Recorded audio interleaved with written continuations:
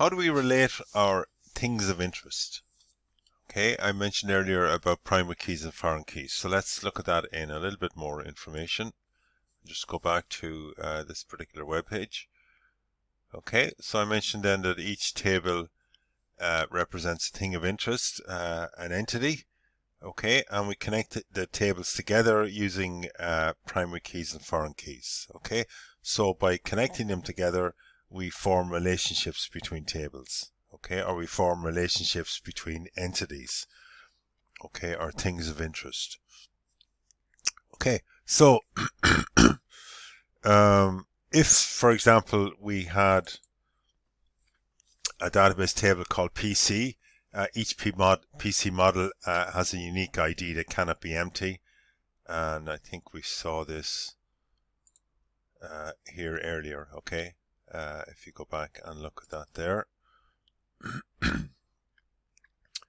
Okay, so that unique ID, okay, it's an integer. Okay, so each record can be uniquely identified.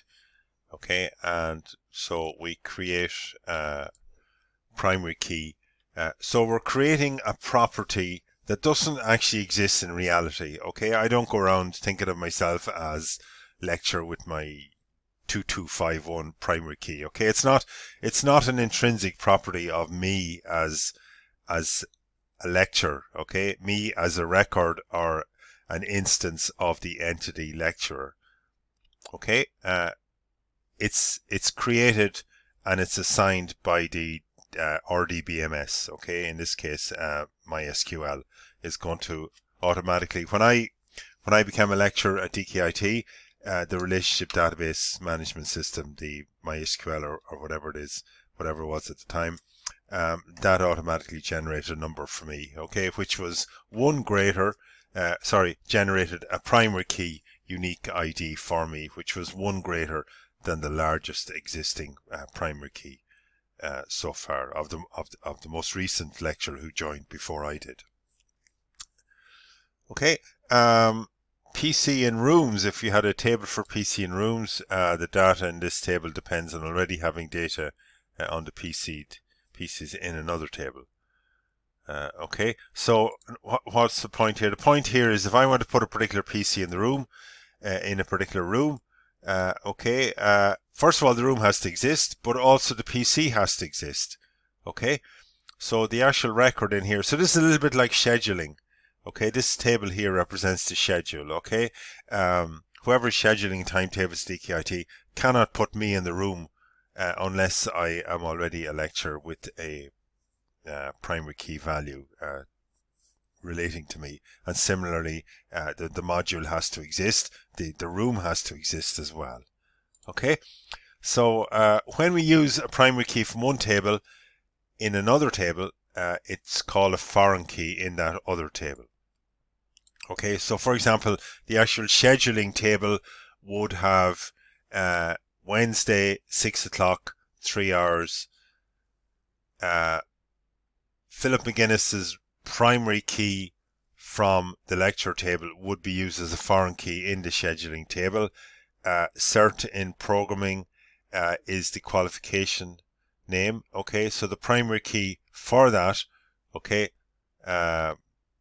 qualification underscore ID. Okay, the primary key for that would be a foreign key in the scheduling table, and so on for all the other properties. Similarly for room and so on. Okay, so we have a relationship between tables, and then what we need to think about is it a one-to-many relationship, a one-to-one, or a many-to-many relationship? So for example, a library member, that's going to be an entity, okay, a thing of interest, a table, can borrow many books. Okay, so you're going to have the books in another table. Okay, so one member can borrow many books. Okay, but the same copy of a book cannot be borrowed by two members at the same time. Okay, so that is a one-to-many relationship. A shop is managed by one manager. Okay, that's a one-to-one relationship there. Okay, but it's possible that a manager could manage two shops. Okay, so it depends on your perspective, two or more shops. Okay, so a shop can only have one manager, one senior manager. but that manager can be in charge of more than one shop. Okay, so in which case it's a one-to-many relationship from the manager's perspective, but it's a one-to-one relationship from the shop's perspective. Okay, so the idea of a relationship is very, very important. And then a particular model of PC can be in many labs, okay, and a particular lab can have many different PC models. Okay, that is a many-to-many relationship, and what we find out, what we'll see is that they're not a good idea. We have to resolve those. Okay, we're not going to get into that in any huge detail this semester. We just don't have time. But just something to keep in the back of your mind. A many-to-many relationship is not a good one to have. Okay, now let us think about the house cell example. Okay, and in fact, let me just get this up on the screen here. mysql05.comp.dkit.ie/my name /house_cell, I hope. Great. Okay. So let's think about this here. Okay. If I want to insert a comment here. Okay. In fact, let me go to the home first. Okay. And what we see here.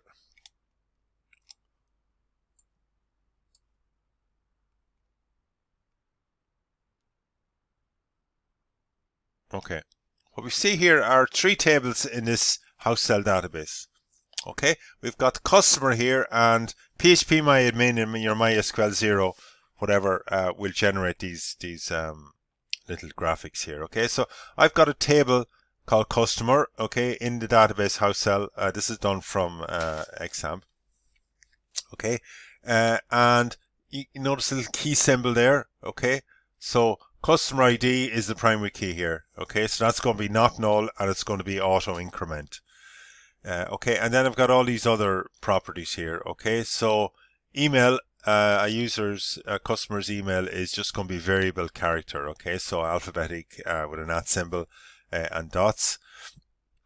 And of course, people's email addresses are kind of quite a variation in length in them. Okay, customer password, char 10. That means it has to be 10. Okay, it's not varchar or char. Okay, customer status. That could be something like an ordinary customer, special customer. You might be using 0, 1, 2, 3, something like that. Okay, customer first name up to 15 characters, surname up to 20 characters, and then 3 address fields here up to 20 characters. Air code char 7. Okay, every air code is 7. And then what county they're from, what country they're from. Really, these should be 2 foreign keys from a county table and a country table. And then customer when joined, here's the timestamp. Okay, so when the record is inserted into this table for customer, you save the date and time of that insert. Okay, so when a customer is signing up on a web page, they won't be putting anything into the customer ID. That's automatically generated by the MySQL tool, in this case phpMyAdmin. Okay, and the timestamp for when the customer joined, that's also going to be automatically generated by your database management system. Okay, so there should be a form element for all the others.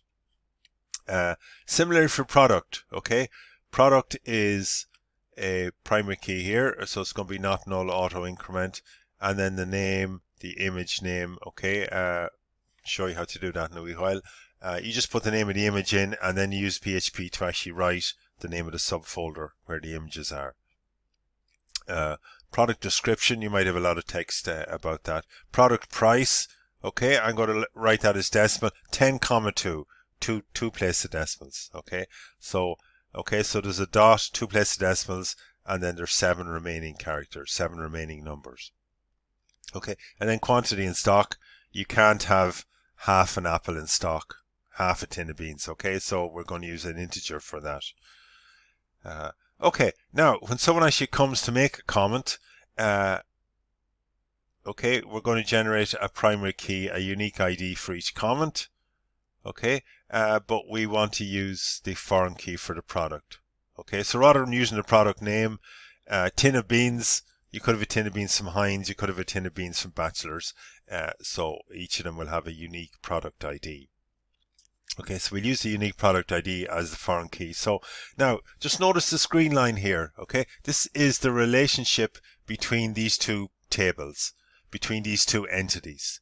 Okay, and the relationship here is one to many. Notice the small end here. One product can be featured in many comments.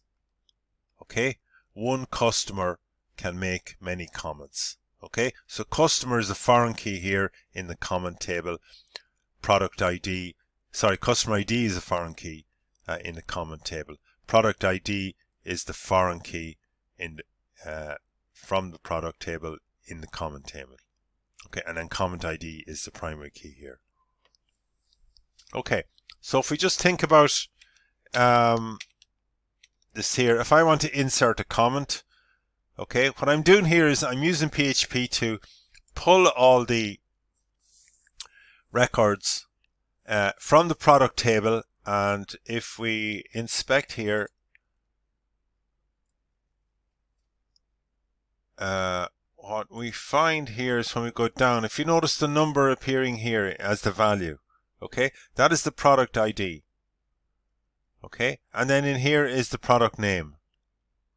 Okay, so I'm using those two properties from the product, those two attributes or properties or fields from the product table, and I'm writing them. If there are 10 records in the product table, I'm writing 10 options apart from my individual one. Okay, so when you look at the HTML code here, you have no idea there's PHP pulling information from a database here. It just looks like ordinary HTML.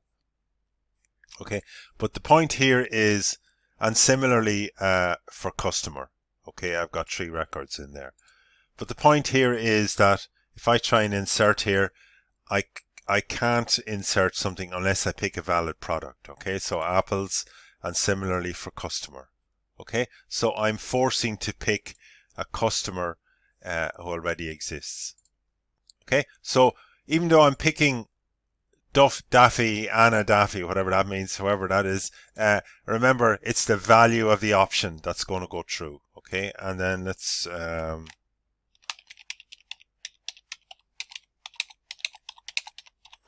just put in something stupid. Okay, and let's give this product, I'm very happy with loose apples, so I'm going to give it 5 out of 5 here. Okay, I'm going to insert that. And there it is there, and if I go and delete a comment, we see here it is here. Okay, Wednesday at 6 is my favorite time of the week, and here's the timestamp. Okay, so I'm going to delete that.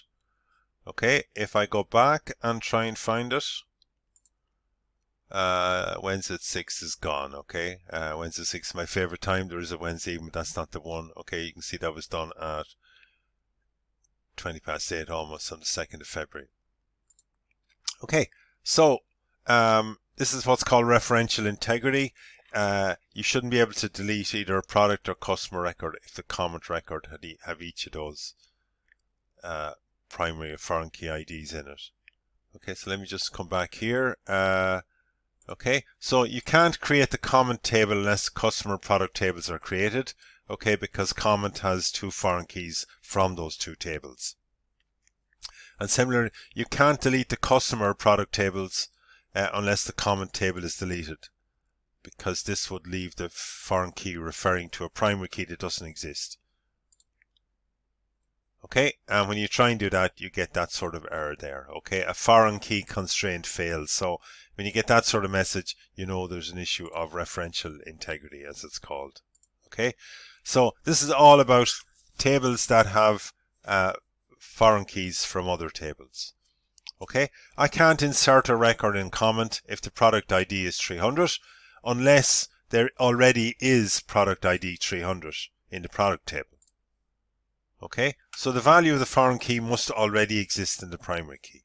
Okay, the value of the foreign key must already exist in the primary key if I want to insert into the linked table is a term that's often used. Okay, and similar then, you can't delete in the core table and customer table unless ID 301 is already gone from the comment table. Okay, more about this later on as we're working through.